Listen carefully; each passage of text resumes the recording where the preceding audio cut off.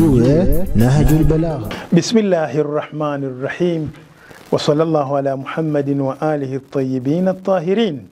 Katika maneno ya Amirul Mu'minin salatullahi wa salamuhu alayhi, anasema kwamba ewe mwanadamu, kuwa wasi wa nafsi yako au yusie nafsi yako katika mali yako. Weka wasia wa nafsi yako katika mali yako. Nafanya kutokana na hiyo mali yako, natenda kutokana na hiyo mali yako yale ambayo ungependa yafanywe baada ya wewe kuondoka. Maneno matamu sana. Ewe mwanadamu, iusie nafsi yako juu ya mali yako, lakini vile vile tekeleza sasa hivi yale ambayo ungependa uje ufanyiwe baada ya wewe kuondoka.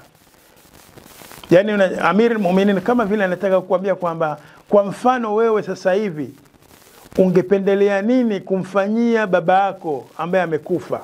Ungependelea umtolee sadaka, umjengee msikiti, ule mayatima kadhaa. Basi yale ambayo unahisi ungependa kumfanyia, hebu yifanyie mwenyewe kabla hujaondoka. Maneno mazuri sana. Usije ukawapa watu tabu. Ya ibn Adam, kun wasiya nafsik. Kun wasiya nafsik fi malik, katika mali yako. Yani usie nafsi yako katika mali yako.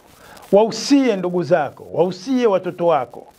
Jamani, kiwanja fulani hichi cha mke mdogo, kiwanja hichi hapa cha mke mkubwa, nyumba hii hapa ya wanangu wa wapi, nyumba hii hapa ya tumbo hili, nyumba hii hapa ya rafiki yangu kipenzi ambaye nilitafuta naye, hii ni haki yake na muandikia. Nyumba hii ya watoto yatima, sadaka jaria. Nyumba hii ni wakfu wa kuendeshea chuo cha dini. Unaika wasia. Kwa nini? Watu wasije wakavutana. Wa amal fihi ma tu'thiru, natenda, fanya kupitia mali yako yale ambayo ungependezewa ayyumala fihi min ba'dika, yafanyike baada yako wewe. Kwa hiyo kama kuna mambo unaweza kuyafanya kabla hujaondoka, yafanye. Usisubiri waje watu watafute mtu wa kukuhijia wakati ulikuwa na uwezo wa kwenda kuhiji mwenyewe. Usisubiri watu wakuja kujenga madrasa wakati ulikuwa na uwezo wa kujenga mwenyewe.